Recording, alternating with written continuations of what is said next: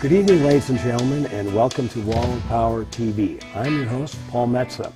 Tonight, we will be going back in the time machine to discuss the storied history of First Avenue, in my estimation, the greatest rock and roll club in the universe.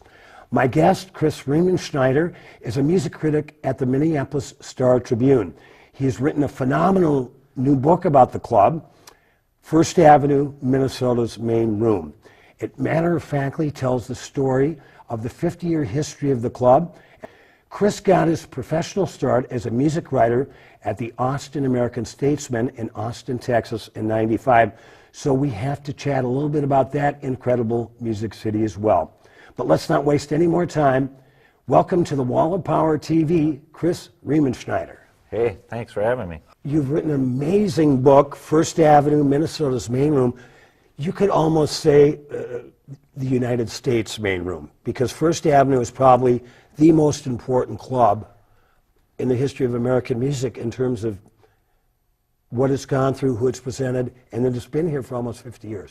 Yeah, that's really the amazing thing about it is its longevity. I mean, I kind of mentioned in the intro, there's been several books on CBGB, several books on the Fillmore, and you know, those are, of course, those are legendary venues, but ours is still here. Ours is still rocking. It kept going that whole time, you know, and 7 nights a week. Yeah, yeah, and for the most part. I mean, there was times that we'll talk about when they almost went under, they closed because of the ceiling collapse and things like that. Yeah, yeah, but no. Other than that, it's been really continuous, and you know, you tie in the legacy of Prince and everything, and at that point, it becomes. I mean, there's few artists, I think, that are that tied to a venue, right? And of course, he's one of the, you know, just an upper echelon of artists. So that also makes it amazing. You know, the book is on the Minnesota Historical Society Press, and I love the idea. You know, they run the History Center in St. Paul and got all these great things all around the state. I love the idea of playing up kind of the Minnesota landmark aspect of it. I mean, it really is. You know, we've got the Guthrie. Well, the new Guthrie. The new Guthrie, yeah. I know you love the old Guthrie. Don't get me started, Chris. Yeah. You know, I think this in terms of cultural institutions, this is Minnesota's greatest. It's a sacred space. Yeah, yeah. And First Avenue used to be the Greyhound bus depot. Yeah, and it was kind of a crown jewel of I mean, its opening was really an event, and which the what was it, the Gophers Men's Orchestra or something played. And wow. It's kind of like, well, that's the first group to ever play First Avenue, technically. I'd love to see that reunion gig. Yeah, right. Yeah, exactly. But no, it was a huge deal, gorgeous building. And the amazing thing is, and we have some of these photos in the book, you look at these photos and it's kind of hard to make out the layout and everything, but that tiled floor. Exactly. It's the same tiled floor. Isn't that amazing? Unmistakable. And God, the crap that floor has endured over the years. And I spilled more than one drink on there, I'll tell you that. But I loved it in the book. Blood spilled. Yeah, no doubt. Yeah. And God knows what else. Yeah, right. But there's a great picture there where you, if you're going to ride the bus to get your tickets, and it's right where the merch tables go now. Yes, right. Right, and behind the stage, it was a curved, which you can't, those of us that aren't in the business don't really see behind the stage, but it's a curved wall behind the stage, and that was kind of the gates that you would go out to get to your bus. But that curved wall it's great for acoustics. I mean, that's kind of one of the things that the guys that went in there and opened it. I mean, they all were like, this was meant to be a rock club, and obviously they were right. For most of us that have been going there, you know, I started going there. I moved to town in '78, so I started going to shows there in '79 and 1980. Yeah. But since 1988, you don't go to a First Avenue show without bumping into Conrad Suberkson. Yeah, it's true. It's true. He's kind of the face of the club in a way. And the soul of the club, kind of. Yeah, he is, and he runs a tight ship there. He does. You don't really get in Conrad's way. Many of us have found out, but when you get, he'll be good for 2 free drink tickets. Don't go for the third. Yes, do never ask him for a drink ticket. But when I opened the book, he immediately went to Conrad's page, and that picture of him when he had dreadlocks down to his knees. Yeah, Yeah, I was so disappointed because the Historical Society is planning to do an exhibit on the club in sometime in 2019. And one of the first things I thought of to put on display was Conrad's dreads. What happened to him? He donated them. Darn him. Yeah. Donated, the locks for kids or whatever. It was great. What was your impetus to write the book? I had been thinking about it for quite a while. I'm amazed no one else has written it already. Right. I think it's kind of, it's not that it's taken for granted, but it's almost too obvious. It's right there in front of us. So nobody had done it becomes before. invisible because it's so obvious. Yeah. I covered they had it's covered in detail in the book. They had a nasty bankruptcy court battle in 2004, which we could maybe talk about later. But that kind of got me on understanding the complex ownership behind it and all these issues. And when the club almost closed, it was huge news. And of course I covered that a lot. So I think maybe even back to then, I'm like, God, this place is historic. And we were all crapping our pants over worrying about that place, and it thankfully did reopen after about 3 weeks. But that, and then since then, I also, what actually connected me with the Minnesota Historical Society Press was I did a story on the new owner, Dana Frank. She's the daughter of Byron Frank, who was the longtime accountant for the club and the personal accountant of Alan Fingerhut, who's the guy who originally opened the club. And it was this really kind of I don't want to say dramatic, but a touching story of, her dad's retired, he doesn't want a rock club, and kind of put her on the spot. And she had this life out in LA, she had a good life, and it's like, one of you kids needs to run this. And she stepped up to preserve it, and obviously if you've been following the club at all in recent years, they're doing very well. You said there's been no books about First Avenue, but a lot of the books, and I want to mention some of the writers in town here who have great books on the music history, mention First Avenue. Yeah. The first guest on Wall and Power TV was Michelle Leon from Babes in Toyland, and she speaks lovingly of it. But you look at the last handful of years, Rick Sevchak, with Everybody's Heard About the Bird, Jim Walsh has a couple of books out. Yeah. Michelle Leon, of course. Who am I forgetting? Well, since I Collins. Sin Collins, she just put one out that touches on First Ave history. It's kind of more centered around the Longhorn and the late '70s punk era. Her book, which is called Complicated Fun, after the Suicide Commando song, of course. And then, of course, Dan Corrigan, great photographer. He's kind of the house photographer at First Ave for 7 years. He just put out a photo book as well with Danny Siegelman writing. That one's called Heyday. So yeah, there's been this great run of books, and of course, almost all of them have ties to First Avenue because, of course, it's kind of ground zero of our music scene. Well, in Corrigan, bless him, there's so many characters that have been through that club, both in terms of the musicians and staff and people that just hung out there. But of course, Monty Lee Wilkes, one of the greatest soundmen of all time and a very good friend of mine, got his real start working that club, and then went on to work with the Replacements on the road from those gigs, Nirvana, eventually Britney Spears, Carrie Underwood, front of house for 80,000 people in Brazil. Monty died during the making, or during the writing of this book, and he was on my list of people. Well, and he and I got to be very good friends in the last 10 years. He mixed my first show in '84 when I opened up for Taj Mahal when I put my first record out. Then we re-hooked up and got to be very good friends. We're both northern Minnesota boys. And I want to say Dan Corrigan, I got to give a shout out because I called Nate Krantz. I was talking to Brian Drake and I said, Monty needs a star on the wall. Yeah. So Nate put it together like that. Corrigan was the one that went up to paint Monty Lee Wilkes. It's just to the left. I didn't know that. That's beautiful. It just went to the left of the garage door, next to the parking ramp on the south side of the building. So I happened to be going up north, and so I was able to go see Monty the last few days of his life, and I told him on that Friday. So and what's great about it, and Monty would love it, you see all the rest is kind of uniformed calligraphy or whatever you want to call it in the stars, but Monty Lee Wilkes has that Corrigan kind of chicken scratch, which is beautiful. Yeah. So I was able to tell Monty Lee Wilkes on that Friday that that he finally got a star at the on the wall. Great. And Monty said, "I can die now." And I said, "Monty, Not that's not the point." Yeah, but yeah, and then he sure. passed a few days later. Yeah. But Corrigan painted his name. Yeah, that's beautiful. That's great. What Yeah, were- well deserved. Monty and another club, longtime employee, Miles Kennedy, they both were on the tour of Nirvana of Nevermind, right when the Starting things to blow were up. crazy, and of course they stopped at First Avenue on that tour, and they go into pretty good detail on that show, which everyone agrees was amazing, but it was a hell of a tour for those guys to have to. I mean, of course, On every level. Yeah, of course, after dealing with the replacements, I'm sure Right, everything was a piece of cake. No doubt. We've got Chris Riemenschneider on for the whole show on Wall of Power TV tonight. We're going to be talking about First Avenue, Minnesota's Main Room. Is great book about the history of First Avenue. We're also going to talk about Austin, Texas, and whatever else is on Chris's mind. We'll be back after these messages. Stick around.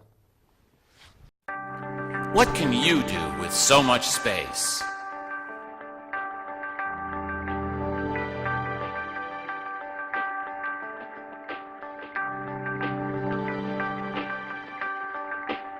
The Solar Arts Building in Northeast Minneapolis. A masterpiece of exposed brick, wooden beams, hardwood floors, and natural light, this unique multi-use space is perfect for a variety of events. To literally top it off, there are over 100 solar panels on the roof, making the Solar Arts Building self-sustainable. You've got the need, we've got the space. The Solar Arts Building, 711 Northeast 15th Avenue in beautiful Northeast Minneapolis. Give them a call at 763-234-5069 or send a message to mike@solarartsbuilding.com. I want you to meet Two Gingers Irish Whiskey. I'm Kieran and I'm Irish, so I tend to like a challenge. Why not? I wanted a whiskey to help find me out what's out there. Like what's really out there. And I found the oldest distillery in Ireland with a water wheel and awards for its small family of whiskies in the middle of Ireland. As I've always seen it, you can't win the lottery unless you buy a ticket. So try it. The investment is small and the flavor is big. It's perfect for drinking neat. Its character holds up, like the Irish, when the bastards try to get you down. Two Gingers Irish Whiskey. Distilled twice for more character, time for more flavor, and less of the old burn. No lite bastardes carborundum. Don't let the bastards get you down. Welcome back to Wall of Power TV. I'm your host, Paul Metsa. Our guest in the studio for the whole night, author and rock and roll writer Chris Riemenschneider. Chris, you're a Minnesota boy. You grew up in East St. Paul. Yeah. Tell us about, there's a great story about you and your buddy, the first show you saw at First Avenue that didn't end well for your pal. No, my good friend Mark Duford still goes to shows with me all the time. We were 14. It was just coming over from the East St. Paul to Minneapolis was like a whole other world. So it was already a You wild crossed the adventure. Berlin, I always called the Mississippi Yeah. River the Berlin Wall. It is. So you crossed the it Berlin is Wall. to folks on the east side. Yeah. Anyways. And when you're a kid, you get to the show right when doors open, or even Sure. before doors open. We got there right front center of stage, and it was a metal show. We were young metalheads, as a lot of us were in those days. Anthrax and Metal Church were the bands, and the Metal Church, they were getting wild at the end, and the bassist just started swinging his bass and just whacked Mark right upside the head. Did he knock him out? No, but Mark was on the verge of tears. It hurt. Right. He was on the verge of tears, and I'm just like, wow. And you guys were so close to the stage, you could actually sing into one of the microphones. Yeah. The Anthrax singer, in the encore they did "Anarchy in the UK," which we knew the words to, and he held up the microphone up to us. And at that point, I'd only been to the arena shows where you're up in the nosebleed Right. section, and just to be that front and center. How much was fun. amazing. Well, and that's, I think, another thing that I'm glad you brought it up, because the all ages show Yeah. at First Avenue. This Yeah. was not an exclusive club by Yeah. any means. Yeah, in fact, that goes back to the Depot era. I mean, a lot of the, like Rod Stewart and the Faces, and geez, a lot of the shows, Alice Cooper, they were all ages shows, which is part of the reason why the Depot didn't last, because a Right. lot of the biggest shows were on the nights there wasn't drinking, and Right. that's obviously where they make their money. But yeah, through the '80s, they had a lot more all ages show too. I hate to fault the club for not having more. The economics are they make more money off of drinking. Right. That's music biz 101. You were comparing First Avenue, rightfully so, to CBGB's, Yeah. the Fillmore East and West, and other places. But I think the one thing that, now the Fillmore had, when it was started in the late 60s into the 70s, they would have blues and folk and rock and roll. But you look over the years to the breadth of music that First Avenue has presented. You're talking everything from the Ramones to King Sunny Ade, Yeah. to John Hyatt, Yeah. to Joe Wheely, to Lucinda Williams, Yeah. to metal, to the dance nights, to EDM, Yeah. death metal. Yeah. I saw a great show there. My buddy and I, with a head full of something, went down and saw Metallica, Wasp, and who was the third band? I think you read about it. Armored Saint. Right, Armored Saint. right. Yeah, no, that's in the book. That was a huge show, obviously. Yeah, Metallica. it was amazing. And I remember my buddy, Jeff Cerniak, leaned to the person next to him and said, "What does WASP stand for?" And you can probably confirm this. And she said, "We are sex perverts." Yeah, I don't know if they've ever been 100% on that. Well, You know, it's anyway, one at of that those- moment, yeah. Cerniak's chair broke and he fell to his ass on the ground. So Yeah. it was just kind of one of those, whoa, Sure. could be an interesting night. Yeah. The cool thing about that show, or what people told me about that show, was Wasp was kind of more the LA glam metal. I mean, they had a whole elaborate stage show and Right. everything. And here comes Metallica in jean jackets Right. and T-shirts. And With the punk look, really. yeah, they were more punk than they were Playing speed that kind of metal, and blew the roof off the place. I remember, I had the pleasure of playing in the main room a couple of times with my band. And I think in '85 and '86, we had a show. I was really proud because Steve McClellan told me at the end of the year we were the third highest local band draw, Paul Metsa Group, behind Husker Du, the Gear Daddies, and then us. Well, that's something. Yeah, That's it felt great. It was, maybe we had 450 people, and the reason why I know how many people we had, because Steve McClellan, who was kind of the Baron von Raschke, Yes. who ran the club and really put that club on the map. Oh, yeah. I mean, we could talk. He made it what it is. Steve McClellan could be his own show. Yeah. But you would get a readout at the end of the night, how many comps, how many drink tickets, how many paid. He kept surprisingly good files, and those files are actually on file at the Minnesota Historical Society now, and I poured through them. And I mean, everything from the band's writers were in these files, and it was interesting. I mean, looking at the attendance, I mean, everybody, we think of the '80s, we think of the Replacements and Husker Du being the bands, and of course they are legendary. But for quite a while, they were only getting about 300 or so people. Right. You know what bands were packing it pretty much from the get-go were the Suburbs. The Suburbs were already from the Longhorn. They were too big to play the entry. Yeah. Oh, yeah.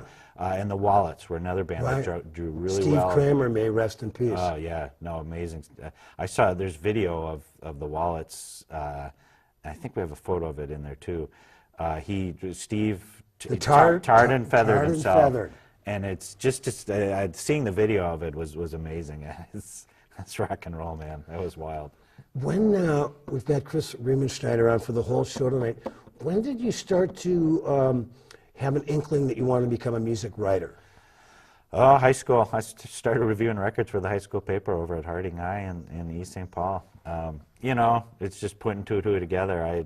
sucked Who were it. some other Harding High graduates that we might know over the years? Mitch Hedberg, the great Really? comedian, the great late comedian. made He a was big- one of my brother's best friends in high school. Oh, Mitch was great. He was hilarious. It's still, I mean, his stuff still stands up. Beautiful stuff, hilarious stuff.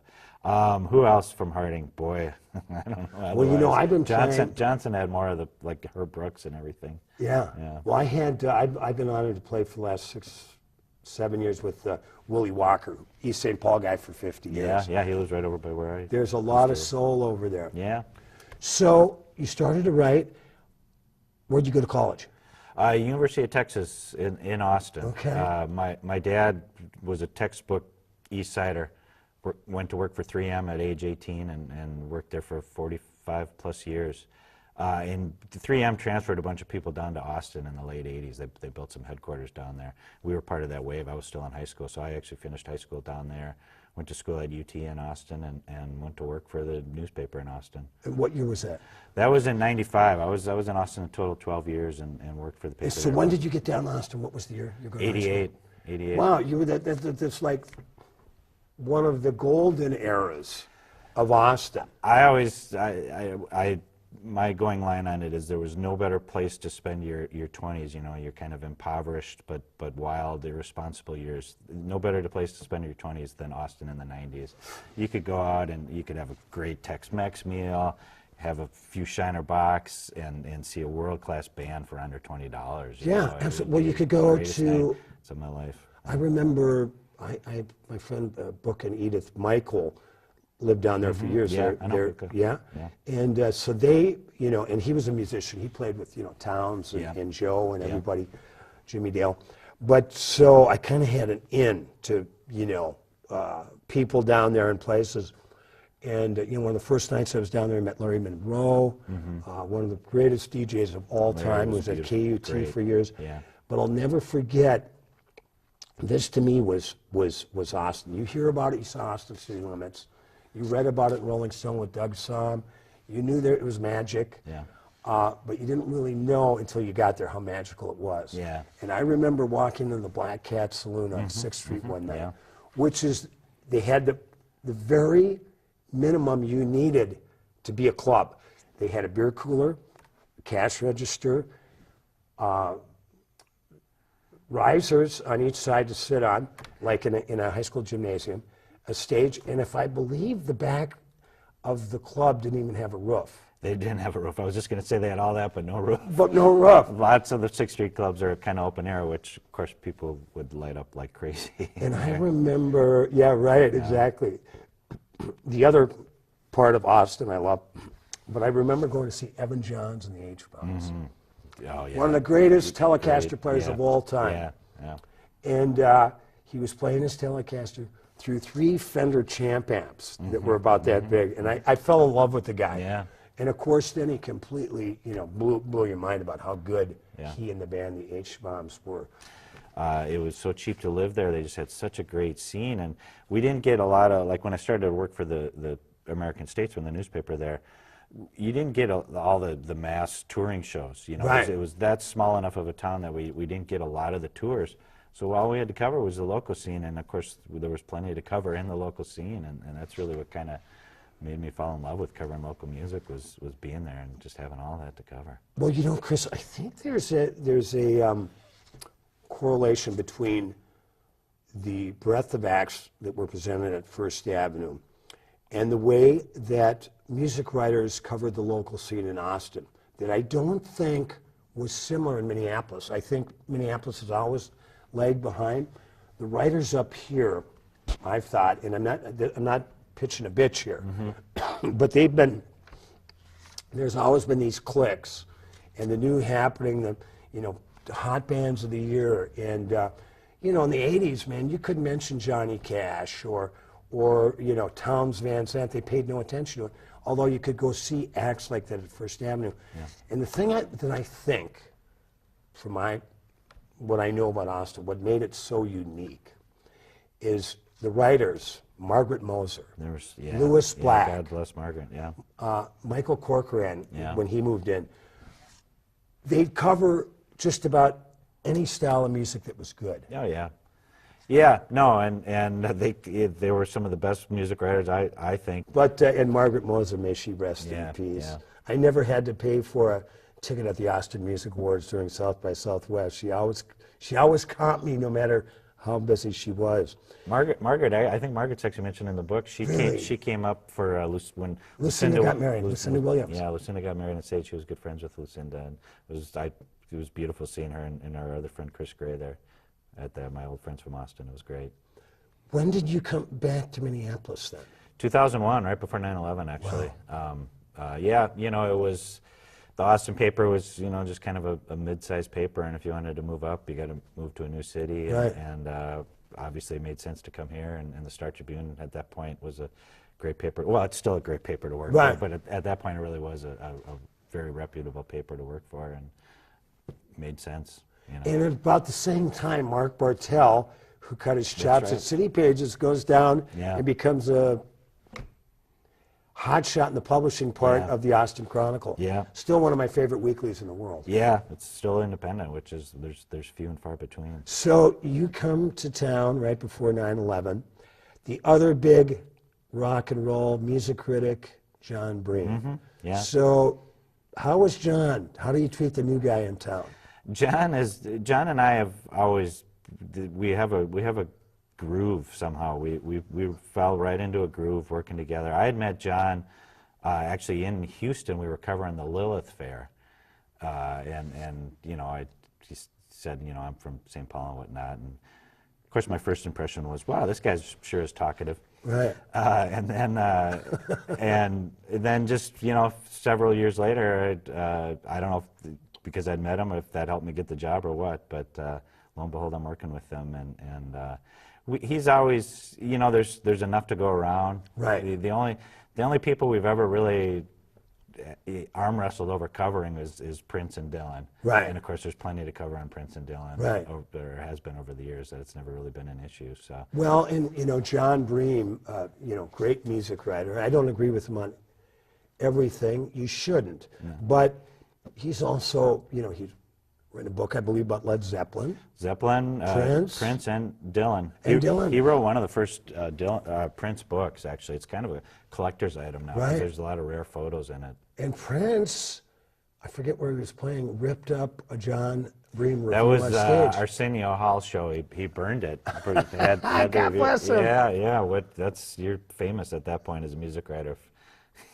Prince is burning your review. Another time, Prince had a super soaker on stage and just right at John Bream blasted him. Yeah. We've got Chris Riemenschneider on for the whole show on the Wall of Power TV. Great book. Just loving it, called First Avenue, Minnesota's Main Room. Any of your music-loving friends and family, here's your Christmas or birthday gift for them.